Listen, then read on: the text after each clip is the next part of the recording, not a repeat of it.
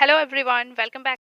सो आज का जो ये वीडियो है बहुत ही ज़्यादा धमाकेदार और बहुत ही ज़्यादा इंटरेस्टिंग होने उनका बहुत अच्छा कॉन्सेप्ट यहाँ पे समझाने की मैंने आपको कोशिश की है, पूरी कोशिश की है।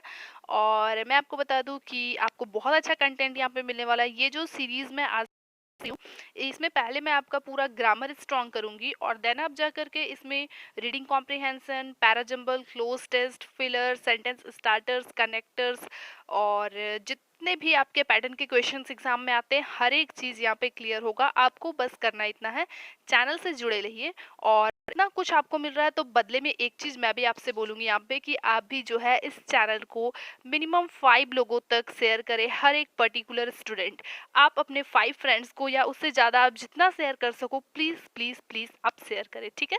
तो चलिए स्टार्ट करते हैं नाउन का बेस्ट कॉन्सेप्ट। चलिए, सबसे पहले यहाँ पे मैंने नाउन का जो एक स्मॉल डेफिनेशन दिया है और यहाँ पे थोड़ा सा उसके टाइप्स के बारे में बताने की कोशिश की, ठीक है। आई होप आपको बहुत मजा आएगा। देखिए, a noun is a naming word which we can use for a person, place और थिंग्स। नाउन होता है कि हम बचपन से पढ़ते आ रहे हैं, इज अ नेमिंग वर्ड, ठीक है।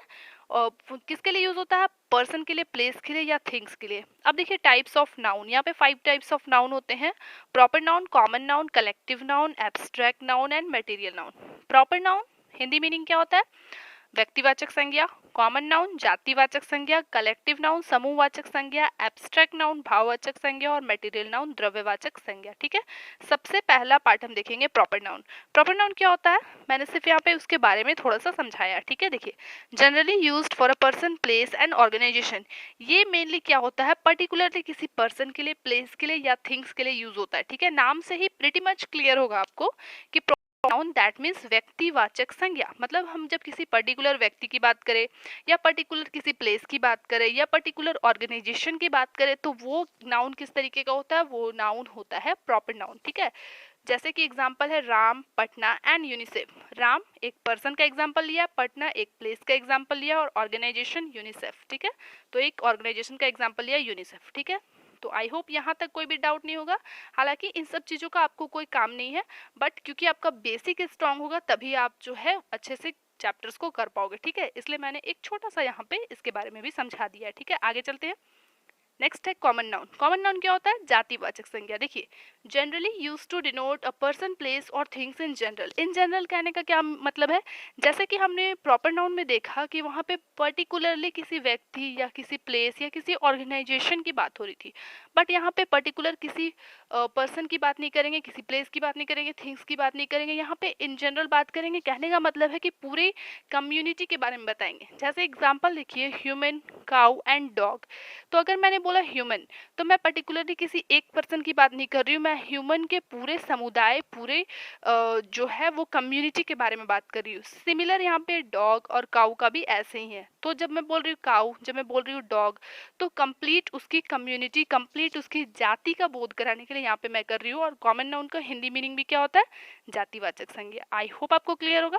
नेक्स्ट देखते हैं collective noun. Collective noun Hindi meaning होता है इसका समूहवाचक संज्ञा। जब भी हम किसी चीज़ को इन ग्रुप बात करें, इन ए ग्रुप, ठीक है, जब भी उसका समूह के बारे में बात करें या ग्रुप के बारे में बात करें तो उसे हम बोलते हैं कलेक्टिव नाउन। देखिए मैंने लिखा भी है, the noun which represents the group of persons और थिंग्स, ठीक है। जब भी किसी पर्सन्स या थिंग्स के ग्रुप के बारे में बात हो, समूह के बारे में बात हो, तो वो कहलाता है कलेक्टिव नाउन, ठीक है। एग्जाम्पल है क्लास, पब्लिक एंड ऑडियंस। अब यहाँ पे एक होमवर्क है आपका, आपको बताना है कि क्लास तो चलिए क्या हो गया, ग्रुप ऑफ स्टूडेंट्स हो गया।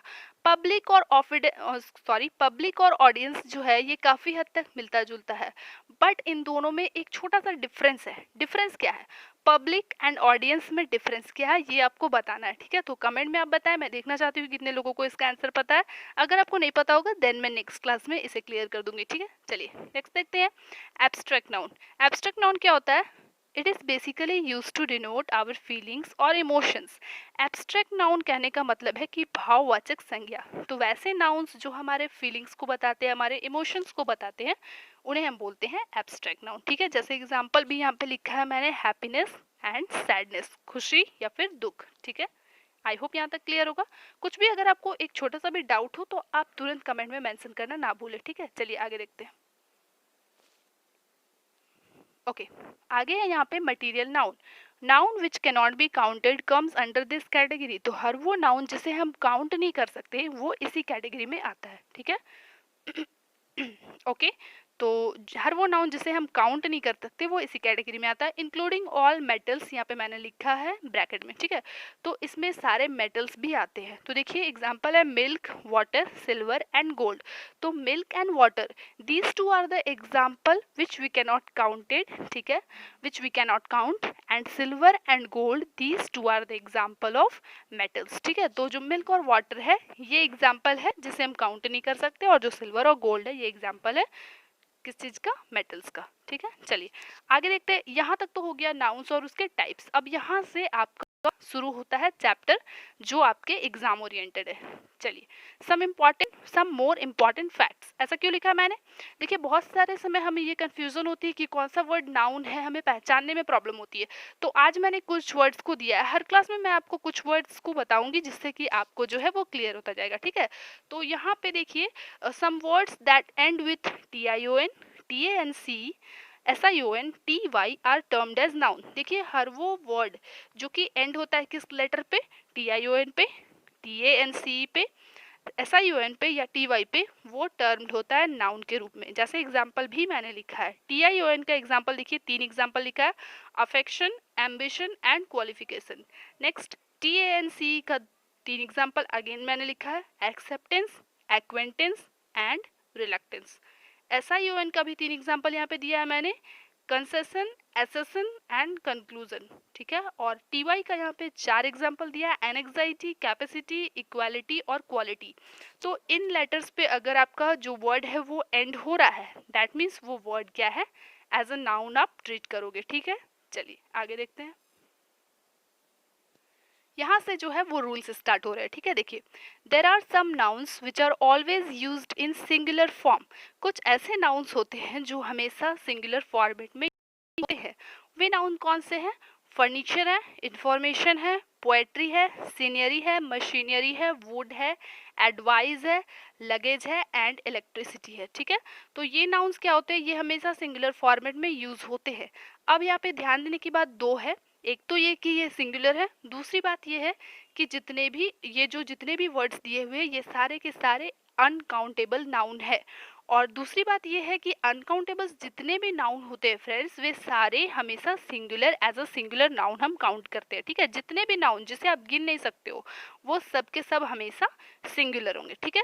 तो यहाँ पे ये जो furniture, information, poetry, scenery, machinery, wood, advice, luggage, electricity, बिल्कुल इनको अच्छे से आप याद कर लेना, क्योंकि ये मोस्ट रिपीटेड वर्ड यहाँ पे मैंने लिए हैं, ठीक है। क्योंकि एग्जाम के लिए आपको स्मार्ट वर्क करना है, हार्ड वर्क नहीं करना है, ठीक है। आपको समझना है कि कौन कौन से वर्ड ऐसे हैं, ऐसे तो बहुत सारे वर्ड है, बट आपको खास इन्हीं वर्ड्स को याद करना है, क्योंकि यही वर्ड है जो पिछले 10 ईयर्स से रिपीटेड कंटिन्यूअसली हो रहे हैं, ठीक है। चलिए तो अब देखिए फ्रेंड्स, ये सिंगुलर वर्ड जरूर है, बट क्योंकि ये अनकाउंटेबल है तो आप इनमें ए या एन आर्टिकल का यूज नहीं करेंगे, ठीक है। और दूसरी बात ये, क्योंकि ये सिंगुलर है तो इसमें आप प्लूरल इनका एस ई एस लगाकर नहीं बना सकते हैं, ठीक है, क्योंकि ये अनकाउंटेबल है। अनकाउंटेबल में एस ई एस ऐड करके हम प्लूरल नहीं बनाते। प्लूरल बनाने का तरीका क्या होगा, जैसे मैंने बोला इन्फॉर्मेशन, अब मैंने बोला कि मुझे एक इन्फॉर्मेशन पता चला, ठीक है, तो एन इन्फॉर्मेशन नहीं बोलेंगे, अ पीस ऑफ इंफॉर्मेशन बोलेंगे, ठीक है। या फिर इसका प्लूरल बनाएंगे तो पीसेस ऑफ इंफॉर्मेशन, इस तरीके से बनाएंगे, ठीक है। चलिए नेक्स्ट रूल देखते हैं। नेक्स्ट रूल है यहाँ पे, some nouns always look like plural but they are actually singular। कुछ nouns ऐसे होते हैं जो देखने में तो हमेशा प्लूरल लगते हैं लेकिन वास्तव में क्या होते हैं, वो सिंगुलर होते हैं, ठीक है। जैसे कौन कौन सा है, न्यूज़ है, मैथमेटिक्स है, पॉलिटिक्स है, इकोनॉमिक्स है, सिविक्स है एंड फिजिक्स है। मैं क्यों बोल रही हूँ ये देखने में प्लूरल लग रहा है, क्योंकि इनके एंड आप नोटिस करिए, इनका जो एंड हो रहा है वो एस से एंड हो रहा है, और एस या ई एस से एंड होने वाले नाउन्स को हम बेसिकली प्लूरल ट्रीट करते हैं, ठीक है। बट ये एस से एंड जरूर हो रहे हैं लेकिन ये नाउन्स जो है ये एज अ सिंगुलर हमें ट्रीट करना है, तो ये चीज़ आपको याद रखनी है, ठीक है। चलिए आगे देखते हैं। ओके नेक्स्ट रूल है यहाँ पे, there are some nouns which look like singular but they are actually plural. यहाँ पे कुछ नाउन ऐसे हैं जो देखने में सिंगुलर है लेकिन वो वास्तव में क्या है, वो है प्लूरल। कौन कौन से है, कैटल है, पोल्ट्री है, पीपल है, पुलिस है, जेंट्री है, इलेक्टोरेट है, ठीक है। ये देखने में आपको सिंगुलर फील हो रहे हैं क्योंकि इनमें एस नहीं लगा है, बट एक्चुअल में ये प्लूरल होते हैं। बहुत बार इनसे रिलेटेड एग्जाम में क्वेश्चन देखने के लिए मिले हैं। जैसे मान लीजिए आपको लिखा हुआ मिलेगा पुलिस हैज़ कम, ठीक है, तो ये रॉन्ग होगा। पुलिस हैव कम, क्यों? क्योंकि पुलिस जो है वो एज अ प्लूरल नाउन आपको ट्रीट करना है, तो आप हैज़ का यूज़ नहीं करोगे, आप हैव का यूज़ करोगे। एक एग्जाम्पल यहाँ पे मैंने इसी तरीके से समझा दिया आपको, ठीक है। चलिए आगे देखते हैं। After one of the we should always use plural noun. One of the के बाद हमें हमेशा किस तरीके के नाउन का यूज करना है? हमें यूज करना है प्लूरल नाउन का। जैसे देखिए मैंने लिखा है one of the man, one of the boys, ठीक है, तो ये सारा कुछ। नेक्स्ट है after each of, either of, neither of, we should always use plural noun. Each of, either of, neither of के बाद हमेशा प्लूरल नाउन का यूज होगा, ठीक है। लेकिन आपको ध्यान देने वाला एक और बात है यहाँ पे, वो क्या है? ईच ऑफ कहीं भी रहेगा तो वहाँ पे आप दो पर्सन्स या दो थिंग्स के बारे में बात कर सकते हो, या फिर दो से अधिक के बारे में भी बात कर सकते हो। लेकिन आइदर ऑफ और नाइदर ऑफ का यूज आप केवल टू पर्सन या प्लेस या थिंग्स के लिए कर सकते हो, ठीक है। देखिए friends, either of neither of जो है दोनों ही दो के लिए यूज होता है, बट डिफरेंस ये है कि आइदर ऑफ का यूज आपको पॉजिटिव सेंटेंस में करना है और नाइदर ऑफ का यूज जो है वो आपको नेगेटिव सेंटेंस में करना है। ये सब कुछ मैं आपको क्लियर करूंगी आज, बस मैं रूल समझा रही हूँ, बट जब मैं इसके क्वेश्चंस पे आऊंगी तो हर एक चीज आपको बहुत अच्छे से क्लियर हो जाएगा, ठीक है। जैसे देखिए ईच ऑफ द स्टूडेंट्स या फिर either of the two boys, ठीक है, तो यहाँ पे ईच ऑफ के बाद भी मैंने क्या लिया है? प्लूरल नाउन लिया है। आइदर ऑफ के बाद भी मैंने प्लूरल नाउन लिया है, ठीक है। बॉयज एंड स्टूडेंट्स ये दोनों क्या है? प्लूरल नाउन है। चलिए आगे देखते हैं। ओके, तो अब मैंने कुछ क्वेश्चंस भी लिए हैं यहाँ पे प्रैक्टिस के लिए, ताकि आपको पता चल जाए कि किस तरीके के जो क्वेश्चन है वो एग्जाम में आते हैं, ठीक है। देखिए पहला क्वेश्चन है यहाँ पे, if a student needs advices about career, he or she should consult the career officer। यहाँ पे देखिए फ्रेंड्स, दो क्वेश्चन मैं आपको करा दूंगी और एक क्वेश्चन आज आपको होमवर्क के लिए मिलेगा, ठीक है, जो आपको कमेंट में बताना है। और जिस भी स्टूडेंट का आंसर करेक्ट आएगा उसको मैं वहाँ पे आपका नेक्स्ट डे यानी कल जब आपकी क्लास होगी तो मैं वहाँ पे आपका नाम लूंगी, बताऊंगी कि किन्होंने करेक्ट आंसर दिया, ठीक है। तो देखिए, if a student needs advices about career, he और she should consult the career officer. अच्छा सॉरी, यहाँ पे मैं इंस्ट्रक्शंस लिखना भूल गई। यहाँ पे आपको क्या करना है? आपको रॉन्ग पार्ट फाइंड करना है, ठीक है। एग्जाम में ऐसा भी आता है कि आपको करेक्ट पार्ट फाइंड करना है, बट यहाँ पे आपको क्या करना है? आपको यहाँ पे रॉन्ग पार्ट फाइंड करना है। तो देखिए, if a student needs advices, अच्छा सब्जेक्ट यहाँ पे हो गया, यहाँ पे आर्टिकल लगा है ए जो सिंगुलर के लिए लगा है, फिर इसके बाद सिंगुलर वर्ब है। अच्छा अभी मैं फिलहाल इस सब चीज़ों को ध्यान नहीं देती हूँ, मैं आपको फिलहाल समझाती हूँ केवल और केवल नाउन्स के बारे में। फिर जैसे जैसे हम चैप्टर पढ़ते जाएंगे तब आपको क्लियर होता जाएगा, ठीक है, क्योंकि अभी मैं इतना कुछ बताऊंगी तो हो सकता है आपको क्लियर ना हो, आपको प्रॉब्लम हो। तो अभी फिलहाल आप सिर्फ और सिर्फ नाउन पे फोकस करिए, ठीक है। तो if a student needs advices about career, he और she should consult the career officer, no error. यहाँ पे देखिए अभी मैंने आपको एक वर्ड बताया, देखिए एडवाइसेस। एडवाइसेस यहाँ पे रॉन्ग यूज है। क्यों रॉन्ग यूज है? मैंने आपको बताया अभी कि अगर कहीं पे machinery, information, poetry, luggage, information, advice ये सब लिखा रहे तो इसको आपको कैसे ट्रीट करना है? सिंगुलर नाउन ट्रीट करना है और इसमें एस ई एस आपको नहीं लगाना है, ठीक है। तो यहाँ पे क्योंकि ई एस लगा हुआ है इसलिए ये वर्ड यहाँ पे आपका गलत हो गया, ठीक है। इसको आप, क्योंकि ये अनकाउंटेबल है तो आपको इसके पहले ए और एन भी नहीं लगाना और इसका एस ई एस लगा के प्लूरल भी नहीं बनाना। तो ये चीज़ आपको याद रखना, यहाँ पार्ट ए में जो है आपका एरर हो गया, ठीक है। नेक्स्ट क्वेश्चन हम देखेंगे। यहाँ पे नेक्स्ट क्वेश्चन है, all his brother-in-laws are married and settled in UK। Oh so sorry friends, ये रूल मैंने अभी आपको नहीं पढ़ाया, बट गलती से ये क्वेश्चन मैंने दे दिया। देखिए फिर भी मैं बता देती हूँ। देखिए एक टर्म है यहाँ पे कंपाउंड नाउन। कंपाउंड नाउन कहने का मतलब क्या है? जब हम दो या दो से अधिक नाउन को कनेक्ट करते हैं।